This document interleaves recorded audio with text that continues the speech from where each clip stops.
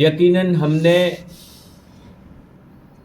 آپ پر قرآن کو نازل کیا ہے تھوڑا تھوڑا کر کے، بس آپ اپنے رب کے حکم پر جمے رہیے اور ان میں سے گنہگار اور ناشکروں کی اطاعت مت کیجیے، اور آپ اپنے پروردگار کو یاد کیجیے، پروردگار کا نام لیجیے صبح میں اور شام میں اور رات کے حصے میں، بس آپ اس کے لیے سجدہ کیجیے اور لمبی رات تک اس کی پاکی بیان کیجیے۔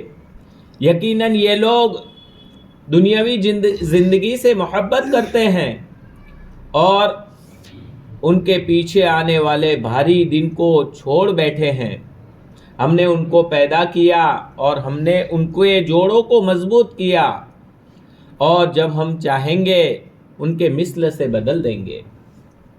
یقیناً یہ ایک نصیحت ہے، جو شخص چاہے وہ اپنے رب کی طرف راستہ بنا لے، اور تم لوگ نہیں چاہ سکتے مگر اللہ رب العالمین چاہے۔ یقیناً اللہ تبارک و تعالی جاننے والا، حکمت والا ہے۔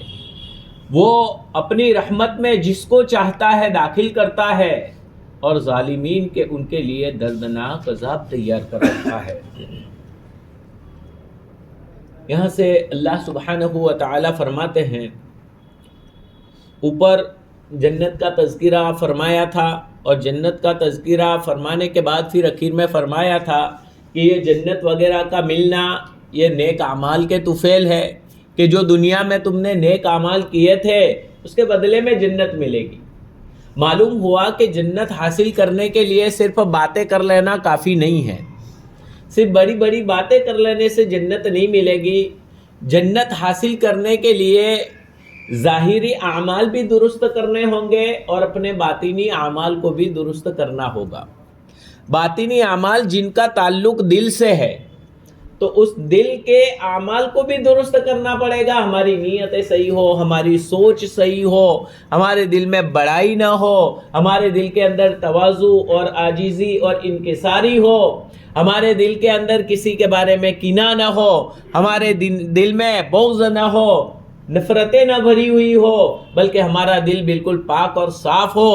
تو یہ دل کے اندرون کی حالت بھی ہماری درست ہونی چاہیے، اور ظاہری اعمال، نمازیں ہماری درست ہو، روزے آنے والے رمضان کے جو ہمارے لیے درست ہو، اسی طرح سے دوسرے جو اللہ رب العالمین نے زکوٰۃ ہے، حج ہے، ساری چیزیں درست ہونی چاہیے۔ آج کل بہت سارے ہر چیز میں گنجائش اور ڈھیل کا راستہ، تجارت ہماری درست ہونی چاہیے، ہر عمل درست ہونا چاہیے۔ ایک عمل بھی اگر گڑبڑ ہوگا تو پھنس جاؤ گے۔ شیطان نے کتنے عمل کیے تھے، لیکن ایک حکم نہیں مانا گیا۔ اس لیے اللہ رب العالمین کا ایک ایک حکم اہم ہے، اس لیے کہ حکم دینے والا کون ہے؟ وہی ہمیں پیدا کرنے والا، وہی ہمیں زندگی دینے والا، وہی ہمارے جسم کو بنانے والا، وہی ماں کے پیٹ میں ہماری تربیت کرنے والا، بعد میں ہمیں بڑا کرنے والا، ہر طرح سے رزق دینے والا، یہ ساری نعمتیں دینے والا، وہ وہی ذات ہے۔ تو اس کے ایک حکم کو بھی توڑنا، ایک حکم کو بھی توڑ دینا بہت بڑی اور بھاری چیز ہے۔ تو یہ گویا اعمال بتلایا تھا کہ اعمال کریں گے، اور اعمال ٹوٹے پھوٹے بھی تم کرو گے اخلاص کے ساتھ اور اس کے صحیح طریقے کے مطابق، تو اللہ رب العالمین یہ تمہاری کوشش کو قدر کرنے والے ہیں۔ مشکورا کان سعیکم مشکورا، تمہاری کوششوں کو قبول کیا جائے گا، مطلب اللہ تعالیٰ قبول فرمانے والے ہیں، لہٰذا کرتے رہنا چاہیے۔ انشاءاللہ اللہ تبارک و تعالیٰ قبول فرما کر جنت نصیب فرما دیں گے۔ آگے اللہ تبارک و تعالیٰ فرماتے ہیں کہ یقیناً ہم نے قرآن کریم کو نازل فرمایا تھوڑا تھوڑا کر کے، یعنی قرآن کریم میں بھی ہم نے احکامات تھوڑے تھوڑے تھوڑے کر کے نازل فرمائے۔ ایک ہی مرتبہ پوری کتاب پر عمل کرنا مشکل ہو جاتا، تو صحابہ کرام پر تھوڑا، پھر وہ سمجھایا گیا، اس پر صحابہ عمل پر آ گئے، دوسرا، پھر تھوڑا، ایک ایک حکم، اس طرح سے تھوڑا تھوڑا کر کے قرآن کریم جیسے ضرورت پڑتی گئی تھوڑا تھوڑا تھوڑا کر کے قرآن کریم نازل ہوتا رہا، اور صحابہ کو پورا قرآن نبی کریم صلی اللہ علیہ وسلم نے سنا بھی دیا، کئی صحابہ حافظ قرآن بھی تھے، سمجھا بھی دیا، اور انہوں نے ہو بہو وہ تفسیر ہم تک پہنچائی، وہ قرآن کے معانی اور مطالب ہم تک پہنچائے۔ تو یہ قرآن ہم تک پہنچا، اگر ایک بار کی وہ آ جاتا تو بہت ساری چیزیں سمجھنا مشکل ہو جاتا، تو پریشانی ہو جاتی، لیکن تھوڑا تھوڑا نازل کر کے، اور حضور جیسا مدرس، پڑھانے والا، سمجھانے والا، یہ دیا ان کو نبی کریم صلی اللہ علیہ وسلم جیسے، کہ جنہوں نے کھول کھول کر قرآن کی وضاحت کی، بتلایا، صحابہ کرام کی تربیت کی، صحابہ کرام نے تابعین کی، تبع تابعین کی، ائمہ اعظام، علماء کرام، یہ علم جو آتا ہے، اسی لیے تو علماء کے پاس سند ہوتی ہے کہ بھائی ہمارے استاد یہ، ان کے استاد یہ، حضور اکرم صلی اللہ علیہ وسلم تک سلسلہ پہنچتا ہے۔ یہ جو فارغ ہوتے ہیں دستار بندی کے وقت سند دی جاتی ہے، تو یہ سند میں یہ پورا سلسلہ لکھا ہوا موجود ہوتا ہے کہ ان کے واسطے سے حضور اکرم صلی اللہ علیہ وسلم تک گویا رشتہ ہمارا جڑا ہوا ہے۔ تو یہ علم اللہ رب العالمین نے محفوظ رکھوایا علماء کرام کے ذریعے سے، اور یہ آخر تک اسی لیے علماء کو انبیاء کے وارث قرار دیا گیا ہے۔ تو اللہ تعالیٰ فرماتے تھوڑا تھوڑا کر کے ہم نے قرآن اتارا تاکہ اس کے احکامات پر بھی تم آسانی سے عمل کر سکو۔ پھر حضور اکرم صلی اللہ علیہ وسلم کو حکم دیا جا رہا ہے فَاصْبِرْ لِحُکْمِ رَبِّکَ، آپ اپنے رب کے حکم پر جم جائیے۔ آ کر مشرکین مکہ بڑی بڑی پیشکش کرتے تھے، آپ کو خوبصورت لڑکی سے شادی کروا دے، آپ مال چاہتے ہیں تو آپ کو مال و دولت سے مالا مال کر دے، بس آپ یہ چھوڑ دو۔ اللہ تبارک و تعالیٰ نے فرمایا ان کافروں کی، عتبہ، شیبہ، ابو جہل، یہ سب مشرکین مکہ جو تھے، ان کی باتوں میں آنے کی ضرورت نہیں ہے، بلکہ آپ اپنے رب کے حکم پر جمے رہیے، اور رب کے حکم کے اندر چونکہ نبی کریم صلی اللہ علیہ وسلم رسول بنا کر بھیجے گئے تھے تبلیغ کرنا، تو یہ تبلیغ کا حکم بھی آ گیا اور دوسرے احکامات بھی آ گئے، گویا تمام احکامات پر جمے رہیے۔ وَلَا تُطِعْ مِنْهُمْ آثِمًا أَوْ كَفُورًا، اور ان میں سے کسی گنہگار یا ناشکرے کی پیروی ہرگز مت کرنا۔ کفر کرنے والے، انکار کرنے والے، ناشکری کرنے والے، گنہگار، ان کے نقش قدم پر چلنے کی ضرورت نہیں ہے، ان کی پیروی کرنے کی ضرورت نہیں ہے کہ ہم نے قرآن ان کو دیا، قرآن جیسی نعمت دی، نبی آخر الزمان محمد رسول اللہ صلی اللہ علیہ وسلم جیسے نبی ان کے اندر ہم نے اتارے، نبی پیدا فرمائے، لیکن پھر بھی انہوں نے ناشکری کی، قدر نہیں کی۔ ایسوں کی اطاعت کرنے کی ضرورت نہیں ہے۔ وَاذْكُرِ اسْمَ رَبِّكَ، اور اپنے پروردگار کا نام یاد کیجئے، پروردگار کی عبادت کیجئے۔ بعضوں نے ترجمہ کیا ہے پروردگار کی نماز پڑھیے، بُکْرَةً وَأَصِيلًا، صبح اور شام۔ صبح کے وقت سے مراد فجر کا وقت ہے، یعنی فجر کی نماز پڑھیے۔ کہتے ہیں نا قرآن کریم میں 5 نمازوں کا تذکرہ کہاں ہے؟ دیکھو یہ فجر کی نماز صبح، بُکْرَةً، وہاں فجر کی نماز ہے، وَأَصِيلًا، اور شام کی نماز۔ شام کی نماز سے مراد سورج ڈھل جانے کے بعد شام کا وقت شروع ہو جاتا ہے، تو ظہر اور عصر کی نماز مراد ہے، یعنی گویا فجر کی نماز پڑھیے، ظہر اور عصر کی نماز پڑھیے۔ وَمِنَ اللَّيْلِ، اور رات میں بھی نماز پڑھیے، یعنی مغرب اور عشاء پڑھیے، 5 وقت کی نمازیں آ گئی۔ اور یہ ساری چیزوں پر جمنے کے لیے فَاسْجُدْ لَهُ، اس کے سامنے سجدہ کیجئے، وَسَبِّحْهُ لَيْلًا طَوِيلًا، اور لمبی رات، یعنی رات میں دیر میں آپ اللہ تعالیٰ کی پاکی بیان کیجئے، گویا تہجد کی نماز کا بھی اہتمام کیجئے۔ تو یہ تہجد کی نماز، یہ 5 نمازیں تو فرض، اور اس کے ساتھ یہ تہجد کی نماز جو ان تمام پر جمانے والی، اخلاص کو پیدا کرنے والی، ریا کو دور کرنے والی۔ کیوں؟ تہجد عام طور پر گھر میں پڑھی جاتی ہے، گھر میں کوئی دیکھنے والا ہوتا ہی نہیں ہے کہ تہجد پڑھ رہے ہیں کہ نہیں پڑھ رہے ہیں کہ کیا کر رہے ہیں، تو وہاں راتوں کو اٹھ کر اپنے پھر دعا مانگتے یہ کہ سب دیکھیں گے اچھا لگے، یہ دعا، یہ سب ہوتا ہی نہیں ہے تہجد میں۔ کون؟ ہم ہے، ہمارا رب ہے۔ یہاں تو پہلے ذکر کرنا ہو تو بھی کہ بھائی میں، میرا رب دیکھ رہا ہے، یہ اپنے سوچنا پڑتا ہے، پھر بھی خلل، اور یہاں تو کوئی خلل بھی نہیں، چپ چاپ اکیلے رب کے سامنے باتیں کر رہے ہیں، اس سے رب میں جو محبت اور پیار والا تعلق پیدا ہوتا ہے نا تہجد میں، بہت گہرا تعلق پیدا ہوتا ہے. اس وقت اٹھ کر سکون سے رب کے سامنے باتیں کرنی چاہیے، گفتگو کرنی چاہیے، یعنی نماز وغیرہ پڑھنی چاہیے، دعا میں لگنا چاہیے. اللہ تعالیٰ فرماتے ہی نا، ہے کوئی مانگنے والا میں اس کی مراد کو پوری کر دوں. نیچے توجہ فرماتے ہیں ساتویں آسمان کی طرف، اور یہاں یہ دنیاوی آسمان کی طرف توجہ فرما کر اللہ تعالیٰ فرماتے ہیں ہے کوئی دعا مانگنے والا، مغفرت کروانے والا. اس وقت اے اللہ آپ یا بس میری مغفرت فرما دیجیے، اے اللہ میری یہ ضرورت ہے آپ پوری فرما دیجیے، اے اللہ آپ ہی بڑے، بس مانگے، ہر چیز کو مانگے. تو یہ تہجد کی نماز کا بھی اہتمام کیجیے. ان ہؤلاء، ان مشرکین مکہ اور کافروں کے بارے میں کہا جا رہا ہے کہ یقیناً یہ لوگ تو دنیاوی زندگی کو سے محبت کرنے والے ہیں.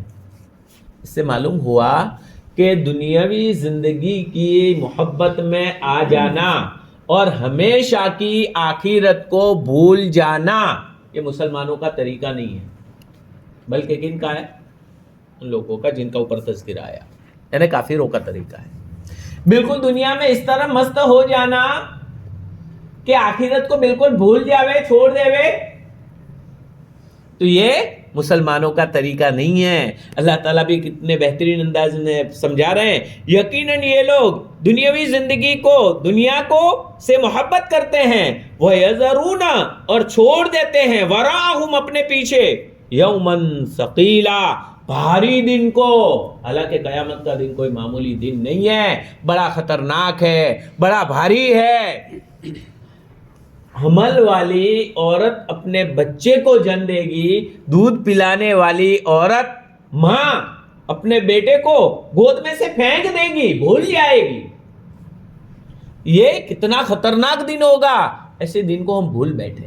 اگر وہ دن یاد رکھے، قیامت میں میرے رب کے سامنے کھڑے ہونا ہے، گناہ کا دل چاہے، کوئی بھی گناہ کا منظر سامنے آ گیا، نفس تقاضا کرتا ہے نہیں میں دیکھوں، نہیں میں یہ گناہ کر لوں، نہیں میں یہ کر لوں، مجھے رب کے سامنے حساب دینا ہے. میرے رب کے سامنے میں کیا حساب دوں گا؟ میرے رب کے سامنے میں کس طرح سے کھڑا ہو کر حاضر ہوں گا؟ میں کیا جواب دوں گا وہاں پر؟ اگر یہ چیز سوچ لیں گے مجھے قیامت کے دن، ایسے خطرناک دن کے اندر کیا ہوگا میرا، انبیاء جب نفسی نفسی پکار رہے ہوں گے میرا کیا ہوگا، یہ سوچو گے، ارے شیطان سے پر حاوی ہونا آسان ہو جائے گا، شیطان بھاگ جائے گا، شیطان ڈر جائے گا، تم سے دور ہو جائے گا کہ اس کو میں گمراہ نہیں کر سکتا. ایسا سوچنا چاہیے. ایسے موقع پر ہم سوچتے نہیں اور کہتے گناہ میں ارے بچنا مشکل ہے. مشکل نہیں، ایسے چونکہ ہم نے اس میں دل لگا لیا ہے، ہم نے بھی اس طرح کی، ہمارے دل کو اسی طرح کے دنیاوی زندگی سے محبت، اس کا یقین اور آخرت اور قیامت کا یقین نکال دیا اپنے دلوں سے، کمزور کر دیا. یہ نہیں ہونا چاہیے. تو یہ دنیاوی زندگی کو کافروں کے بارے میں بتلا رہے ہیں کہ دنیاوی زندگی سے محبت کرتے ہیں اور چھوڑ دیتے ہیں اپنے پیچھے بھاری دن کو. نحن خلقناہم، ہم نے ان کو پیدا کیا ہے اور ان کے جوڑوں کو مضبوط کیا. اللہ سبحانہ و تعالیٰ فرماتے ہیں، یعنی انسان کہتا ہے ارے دوبارہ زندہ کیسے کریں گے، نہیں یہ کریں گے، نہیں مشرکین مکہ کافر لوگ جو اعتراض کرتے تھے دوبارہ کیسے زندہ کریں گے. تو اس پر اللہ تعالیٰ الگ الگ انداز سے سمجھا رہا، کتنے پیار سے. دیکھو یہاں ہم نے ان کو پیدا کیا، جب پہلی مرتبہ پیدا کیا تو دوسری مرتبہ پیدا کرنا تو بہت آسان ہے. پہلی مرتبہ پروجیکٹ تیار کرنا مشکل ہوتا ہے، دوسری مرتبہ بنانا تو بہت آسان ہو جاتا ہے. اور وَيَذَرُونَ، اس لیے تو چائنا والے مشہور ہیں، کوئی بھی چیز بنی تو دیکھ کر فوراً نقل اتار لیتے ہیں. تو نقل اتارنا یہ آسان کام ہے، لیکن پروجیکٹ کو اچھی طرح تیار کرنا تو اسی طرح اللہ تعالیٰ فرماتے ہیں جب پہلی مرتبہ ہم پیدا کر چکے ہیں تو اب دوسری مرتبہ تو بہت آسان ہے. لیکن وَشَدَدْنَا أَسْرَهُمْ، تم اپنے جسم میں غور کرو، میری قدرت نظر آئے گی تمہیں. اللہ تعالیٰ فرماتے ہیں کہ اپنے جسم میں، کہیں دور جانے کی ضرورت نہیں، اپنے جسم میں دو غور کرو. ایک پرزہ جو ہوتا ہے نا، مشینری وغیرہ، اس کو چالو کرتے ہیں نا، ایک مدت تک جب گھومتا رہتا ہے تو تو گھومنے کے بعد گھس جاتے پرجے. ہمارے جوڑوں کو دیکھو، صرف انگلی میں ہی یہاں پر جوڑ، یہاں پر جوڑ، یہاں پر جوڑ پکڑنے کے لیے کتنی مرتبہ یہ انگلیاں ہلتی ہے دن میں، گنتے بھی ہیں. تو یہ جوڑ، یہ جوڑ، یہ جوڑ گھستے نہیں ہیں. اللہ تعالیٰ نے آٹومیٹک اندر کا نظام بنایا. کبھی کسی کو اللہ تعالیٰ کر کے بتلاتے ہیں، بھائی گھٹنے میں درد ہو رہا ہے، کیا ہوا؟ گادی گھس گئی، دیکھ ہم بھی گھسا سکتے، باقی چلا رہا. ارے بہت سارے تہجد گزار وغیرہ 80 سال کی عمر میں چلتے پھرتے آرام سے. تو یہ اللہ تعالیٰ نے نظام، اس کا نظام تو دیکھو، پٹھوں کے ساتھ کیسے جوڑ کو مضبوط کیا ہے، ہڈی سے ہڈی کو جوڑا ہے، بیچ میں پٹھوں کے ساتھ اس طرح مسل کے ساتھ اس طرح جوڑ دیا. انگلی یوں بھی ہوگی، یوں بھی ہوگی، پکڑ بھی ہوں گے، مضبوط بھی پکڑ سکتے ہیں. یہ ساری چیزیں یہاں جوڑ، یہاں جوڑ، کتنے جوڑ ہے بدن میں. تو اللہ تعالیٰ فرماتے ہیں ہم نے تمہارے جوڑوں کو مضبوط کیا کہ ان جوڑوں کے ذریعے سے تم کام کر سکتے ہو مستقل. یوں کتنا کام کرتے ہیں ڈرائیونگ میں، یہاں سے ہلتا ہے، یہاں سے. جن کو ہاتھ سلیا لگ جاتا ہے نا تو یوں کر کے رہنا پڑتا ہے، ان کو پوچھو تو کیسا پتا چلے گا کہ کتنی پریشانی ہوتی ہے. ارے ایک انگلی میں ہی خالی یوں لگا دیا ہو نا پٹا، یار یوں نہیں جمتا، پکڑ نہیں سکتے، تو یہ پریشانی ہو جاتی ہے. اللہ رب العالمین نے پورے بدن میں خالی غور کرو، وہ خدا کتنا طاقتور ہوگا، وہ خدا کتنا بڑا ہے، کیا شان والا ہے، کیسا خدا ہے. ارے اس کے لیے دوبارہ پیدا کرنے میں کیا مشکل ہی ہے، دوبارہ فوراً اٹھائے گا. تو یہ دوبارہ زندہ ہونے کر اللہ تعالیٰ کے سامنے ہمیں حاضر ہونا ہے، اس چیز کو دل میں بٹھا دو. قرآن کہہ رہا ہے یہی چیز تمہارے سامنے رہے گی تو اللہ تعالیٰ کے احکامات پر چلنا تمہارے لیے بڑا آسان ہو جائے گا. وَشَدَدْنَا أَسْرَهُمْ، ہم نے ان کے جوڑوں کو مضبوط کیا. وَإِذَا شِئْنَا بَدَّلْنَا أَمْثَالَهُمْ، اور جب ہم چاہیں گے ان کے مثل سے بدل دیں گے. یعنی تم کو موت دے کر دوسری مرتبہ تم کو پھر بنا دیں گے تو اسی مثل لے آئیں گے. اور اسی طرح سے اس میں دوسرا بھی پیغام. بعضوں نے تفسیر کی ہے کہ اگر تم نے نہیں مانا تو تمہارے علاوہ دوسری قوم کو لے آئیں گے، وہ قوم ہمارے احکامات پر عمل کرے گی. اور اللہ تعالیٰ چاہے تو کافروں سے بھی ایمان ہدایت دے دے اور کام لے لے. تاتاریوں نے اسلام کو مٹانے کی تنتوڑ کوشش اور ڈر گئے تھے، انہی میں سے شہزادے کو ایمان کی توفیق دے دی، انہی کے ذریعے دوبارہ اسلام کو غالب کیا. اللہ رب العالمین چاہے جو مچھروں سے کام لے سکتے ہیں وہ کسی بھی سے کام لے سکتے ہیں، کسی بھی کو ہدایت دے دے. اس لیے ڈرتے رہنا چاہیے کہ کہیں ہم پھینک نہ دیے جائیں. گناہوں کی نحوست کی وجہ سے کبھی کبھی ایمان بھی سلب ہو جاتا ہے، ایمان کھینچ لیا. گناہ پر جب اصرار ہوتا ہے اور زیادہ یہ نحوست بڑھ جاتی ہے تو ایمان چلا جاتا ہے. اللہ تعالیٰ ہم سب کی حفاظت فرمائے. تو وَإِذَا شِئْنَا بَدَّلْنَا، جب ہم چاہیں گے ہم بدل دیں گے امثالہم، ان کے ہم مثل کے ذریعے سے. ان هذه تذکرہ، اللہ تعالیٰ فرماتے ہیں یہ ایک نصیحت ہے. یہ قرآن نصیحت ہے تمہارے لیے، عمل کر لو تو کامیاب ہو جاؤ گے. فمن شاء اتخذ الی ربہ سبیلا، جو شخص چاہے اپنے رب کی طرف راستہ اختیار کر لے. نصیحت ہے، چلنے کے لیے تمہیں بتلا دیا، اس کے مطابق چلو گے اپنے رب کی طرف راستہ مل جائے گا. مراد ہے جنت کی طرف راستہ مل جائے گا، صراط مستقیم مل جائے گا، سیدھے جنت میں پہنچ جاؤ گے اس قرآن کریم کے بتلائے ہوئے طریقے کے مطابق اگر تم چلتے رہے تو. اور اپنی منمانی میں رہو گے تو جہنم کا راستہ اختیار کرو، کہیں ایسا نہ ہو جائے. فمن شاء اتخذ الی ربہ سبیلا، جو شخص چاہے کہ اپنے رب کی طرف راستہ اختیار کرے. وما تشاءون الا ان یشاء اللہ، یہ آیت کریمہ بڑی اللہ تعالیٰ کی قدرت کو بتلانے والی ہے. اور تم نہیں چاہ سکتے مگر یہ کہ اللہ رب العالمین چاہے. یعنی خدا اگر نہ چاہے تو تم کچھ نہیں کر سکتے. مطلب اللہ تعالیٰ کے ہم اس میں بھی محتاج ہے. اے مولا ہمیں ہدایت دے دیجیے. اللہ تعالیٰ سے مانگتے رہنا چاہیے. اللہ تعالیٰ توفیق دیں گے، ہدایت دیں گے تو ہی ہم کر سکتے ہیں، ورنہ نہیں کر سکتے. گویا اس میں بھی اس سے مانگنا پڑے گا، اے مولا ہمیں دے دیجئے ہدایت، اے مولا اس میں بھی ہم آپ کے محتاج ہیں، کہیں ایسا نہ ہو کہ اللہ رب العالمین ہمیں یہاں سے پھینک دے وے۔ اللہ تبارک و تعالیٰ کو ہماری کوئی غرض نہیں، کوئی ضرورت نہیں، اس لیے اللہ تعالیٰ سے مانگتے رہنا چاہیے، اے اللہ آپ ہی ہمیں ہدایت دے دیجئے، آپ ہی ہمیں قبول فرما لیجئے، آپ راضی ہو ایسے اعمال کی توفیق آپ ہی ہمیں دے دیجئے۔ اللہ تعالیٰ سے اس طرح سے ہمیں مانگتے رہنا چاہیے، اللہ تبارک و تعالیٰ ہمیں ایمان پر جننے کی توفیق نصیب فرمائے، اور اللہ تعالیٰ کو جیسے پسند ہے ایسے اعمال کی بھی وہی رب ہمیں توفیق عنایت فرمائے۔ اس قرآن کو نصیحت سمجھ کر اللہ تعالیٰ کی طرف اور جنت کی طرف راستہ اختیار کرنے کی ہم سب کو اللہ تعالیٰ توفیق نصیب فرمائے۔ گویا اس آیت کریمہ میں یہ بتلایا گیا کہ تم نہیں چاہ سکتے مگر یہ کہ اللہ تعالیٰ چاہے، گویا اللہ تعالیٰ سے تو مانگتے ہی رہنا پڑے گا۔ اسی لیے کوئی عمل کر لو تو اس پر اترا مت جانا میں تو تہجد گزار ہوں، میں تو یہ تو نماز بھی نہیں پڑھتے۔ تجھے توفیق دی ہے، اس کو توفیق نہیں دی، اس کے لیے دعا کر اور محبت سے دعوت دے۔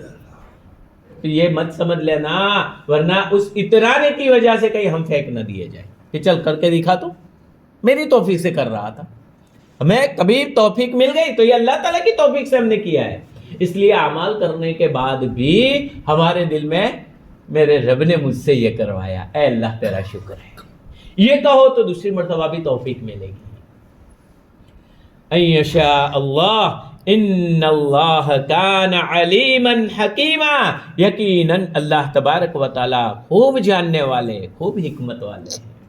وہ حکمت والا بھی ہے، وہ جاننے والا بھی ہے، کہاں کس طرح انتظام کرنا، کیا کرنا، سب کچھ اس کے ہاتھ میں ہے، وہ سب کچھ کرنے والا ہے۔ یدخل من یشاء فی رحمتہ، اللہ تعالیٰ اپنی قدرت بتا رہے ہیں۔ یہ آیتیں جھنجھوڑ دیتی ہے ہم سب کو۔ اللہ تعالیٰ جس کو چاہے اپنی رحمت میں داخل کرتے ہیں۔ گویا اگر دین کی توفیق مل جائے، نیک اعمال کی توفیق مل جائے، اللہ تعالیٰ راضی ہو ایسے اعمال کی توفیق مل جائے، اللہ تعالیٰ کا شکر ادا کر کے اس میں لگ جانا چاہیے کہ اے مولا آپ جس کو چاہتے ہیں اپنی رحمت میں داخل کرتے ہیں، مولا آپ نے مجھے اپنی رحمت میں داخل کیا، مولا آپ کا کرم ہے، ورنہ ہمارے کیا بس میں ہے؟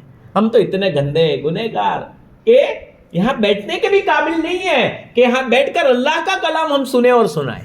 یہ اللہ تعالیٰ کی محض توفیق ہے، اس توفیق سے ہم سن رہے ہیں، سنا رہے ہیں، یہ بھی اللہ تعالیٰ کی بہت بڑی توفیق ہے۔ تو اللہ تعالیٰ جس کو چاہتا ہے اپنی رحمت میں داخل کرتا ہے، اپنی جنت میں داخل کرتا ہے، وہ اللہ تعالیٰ کے محتاج ہیں، ہم سراپا محتاج، اس لیے اس سے دعاؤں کا اہتمام کرنا چاہیے۔ آج تو نماز بعد بھی فٹافٹ نماز پوری ہوئی بھاگنے کا کرتے ہیں۔ نماز میں جن نمازوں کے بعد سنتیں نہیں ہیں تو اس میں تو تسبیح فاطمہ پڑھ کے فوراً دعا کر، جیسے فجر اور عصر، اور جن میں سنتیں ہیں تو اس میں سنتیں اور وغیرہ پڑھ لے، نوافل سنتیں وغیرہ پڑھ کر فارغ ہو کر پھر اس کے بعد تسبیح فاطمہ اگر موقع پڑے، اور پھر اس کے بعد دعا کا اہتمام۔ اگر تسبیح فاطمہ کا وقت نہیں تو کم از کم دعا تو کر کے جائے، مختصر تھوڑی سی دعا تو مانگ لے، اپنی زبان میں مانگ لے۔ اللہ تعالیٰ تو ہر زبان جانتے ہیں نا، اللہ تعالیٰ کو ساری زبانیں اللہ تعالیٰ کی پیدا کی ہوئی، ساری زبانیں اللہ تعالیٰ کی سکھائی ہوئی، جس زبان میں، اور اللہ تعالیٰ ہمیں پیدا کرنے والا ہماری ہر زبان کو جانتا ہے۔ بچہ ہوتا ہے نا، چھوٹا بچہ اے کرتا ہے، اپنا سمجھ نہیں سکتا، والدہ ہاں اس کو یہ ہے اس لیے وہ رو ہے، وہ سمجھ جاتی ہے، اس کے دل میں اللہ تعالیٰ ڈال دیتا ہے۔ کیوں؟ اس کو بڑا کر رہی ہے، تو ہر وقت تربیت کر رہی ہے۔ مولا ہم سب کو پیدا کرنے والا، ہمارے اعضاء کو جوڑنے والا، ہمیں بنانے والا، وہ مولا ہمارے چیزوں کو سمجھ جاتا ہے، سمجھنے والا ہے، جان وہ تو عالم الغیب والشہادہ ہے۔ تو اس سے ہمیں مانگنا چاہیے، مانگنے کی عادت ڈالنی چاہیے ہر لائن سے، چاہے تجارت کے لائن سے ہو، دنیاوی لائن کے ہو، آخرت کے لائن سے ہو، جائز کاموں میں اللہ تعالیٰ سے مانگتے رہنا چاہیے، اور اپنے گناہوں کا استغفار بھی کرتے رہنا چاہیے، اللہ تعالیٰ سے معافی مانگتے رہنا چاہیے۔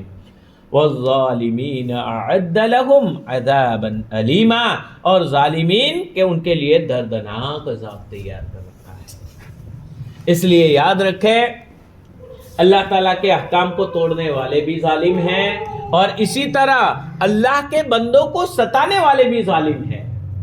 کہیں ہم سے اللہ کے کسی بندے پر ظلم تو نہیں ہو رہا؟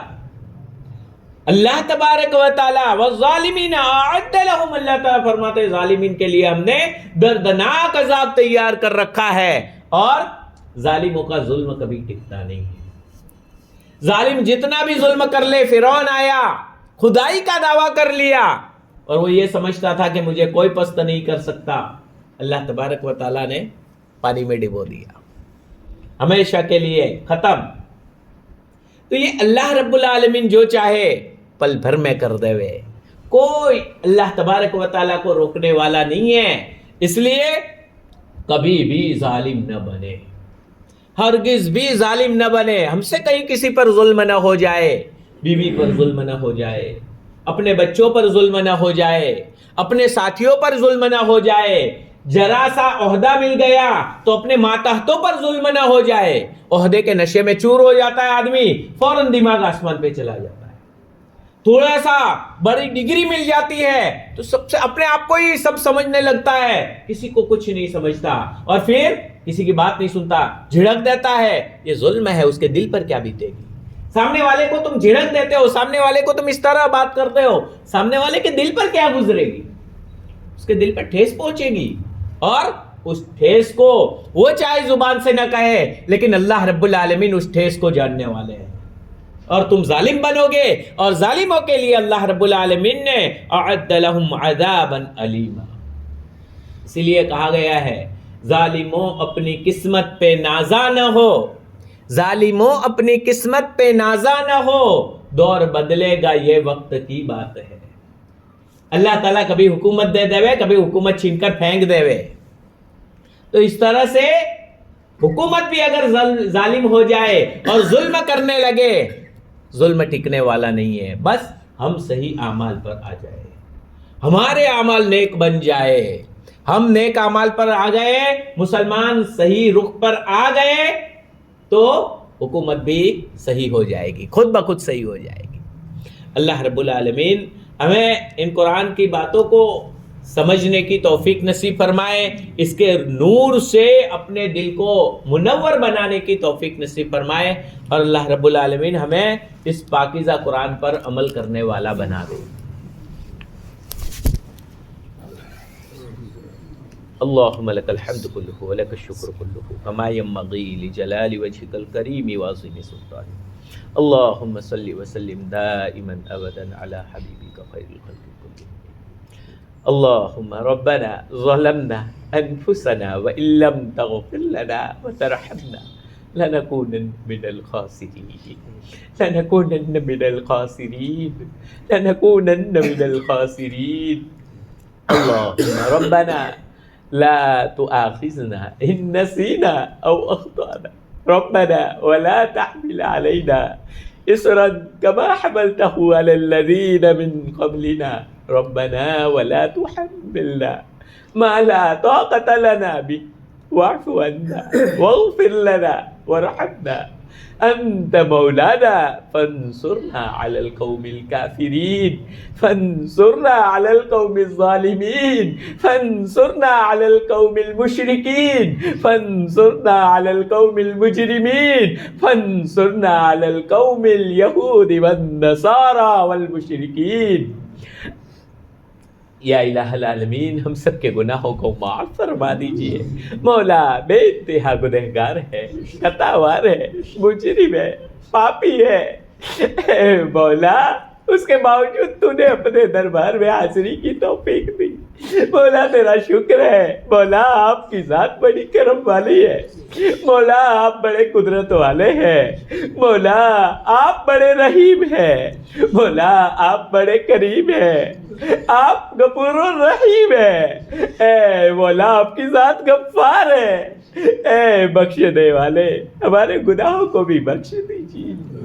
اے مولا آپ نے جب یہاں آنے کی توفیق عنایت فرمائی ہے، اے مولا تو اور قرآن کریم کی ٹوٹے پھوٹے انداز میں تفسیر کرنے کی، سننے کی توفیق عنایت فرمائیے۔ مولا قرآن پر عمل کرنے والا بھی ہم سب کو بنا دیجیے، مولا قرآن پر عمل کرنے والا ہم سب کو بنا دیجیے، مولا پورے مجمع کو قبول فرما لیجیے۔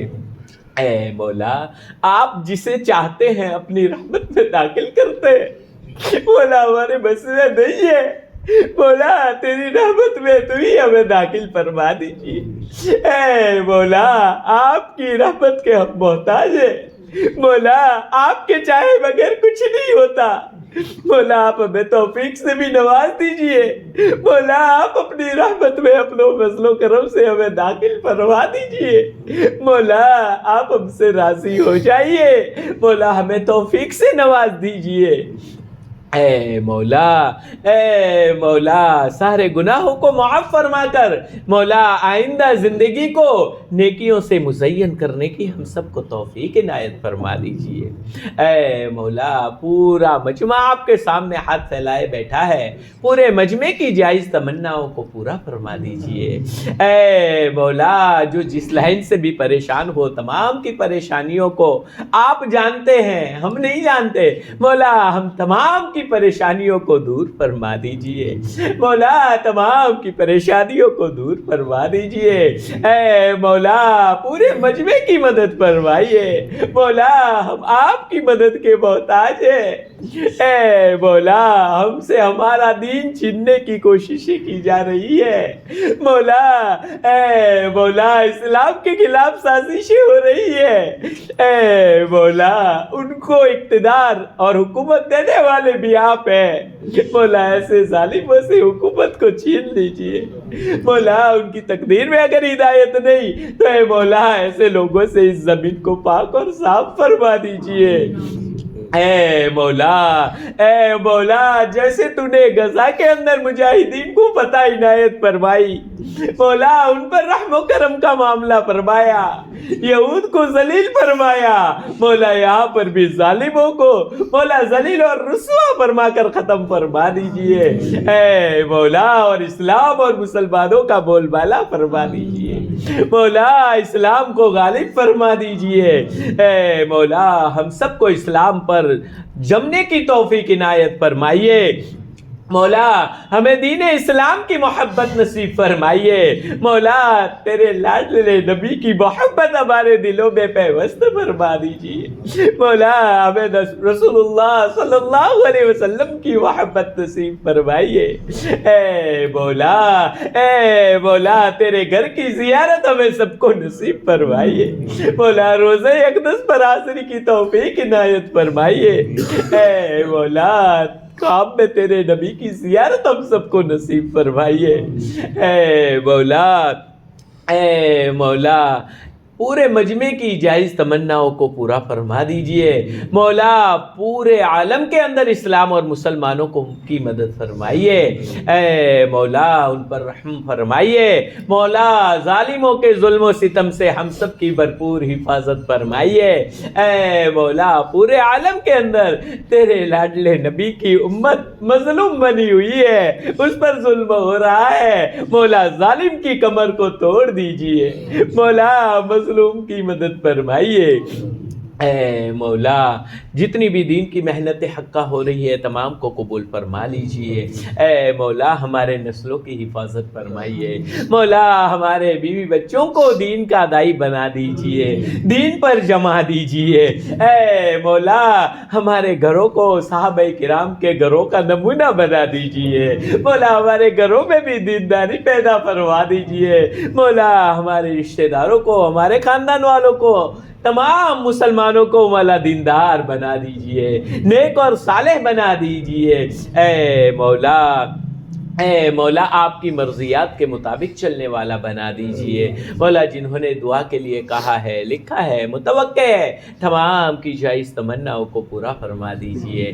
مولا یہ سورت آپ ہی کے فضل و کرم سے مکمل ہوئی ہے، مولا عامل بالقرآن ہم سب کو بنا دیجئے۔ مولا آگے رمضان المبارک کا بابرکت مہینہ آ رہا ہے، مولا ہم سب کو قدر کرنے کی توفیق عنایت فرما دیجئے، مولا اس کا جیسا آپ کو پسند ہے اس انداز سے اہتمام کرنے کی توفیق عنایت فرما دیجئے۔ مولا سکون کے ساتھ آپ کی عبادت کی توفیق عنایت فرما دیجئے۔ مولا ہم میں جو بیمار ہے ان کی وہ شفا کاملہ دائمہ نصیب فرما دیجئے، جو مقروض ہے ان کے قرضوں کی ادائیگی کی غیب سے شکل و صورتیں پیدا فرما دیجئے۔ مولا جو جس لائن سے بھی پریشان ہیں ان کی پریشانیوں کو دور فرما دیجئے۔ مولا جو لڑکیاں، مسلم لڑکے، مسلم لڑکیاں بے جوڑے ہیں، مولا ان کو ان کے موافق جوڑا نصیب فرما کر ان کی شادیوں کو آسان فرما دیجئے۔ مولا ہماری ٹوٹی پھوٹی دعاؤں کو محض اپنے فضل و کرم سے اور جناب آقا محمد رسول اللہ صلی اللہ علیہ وسلم کے صدقے طفیل میں قبول فرما لیجئے۔ اللہم ربنا تقبل منا انک انت السمیع العلیم وتب علینا یا مولانا انک انت التواب الرحیم۔ اللہم صل علی محمد وعلی آل محمد کما صلیت علی ابراہیم وعلى آل إبراهيم إنك حميد مجيد سبحان ربك رب العزة عما يصفون وسلام على المرسلين والحمد لله رب العالمين برحمتك يا أرحم الراحمين۔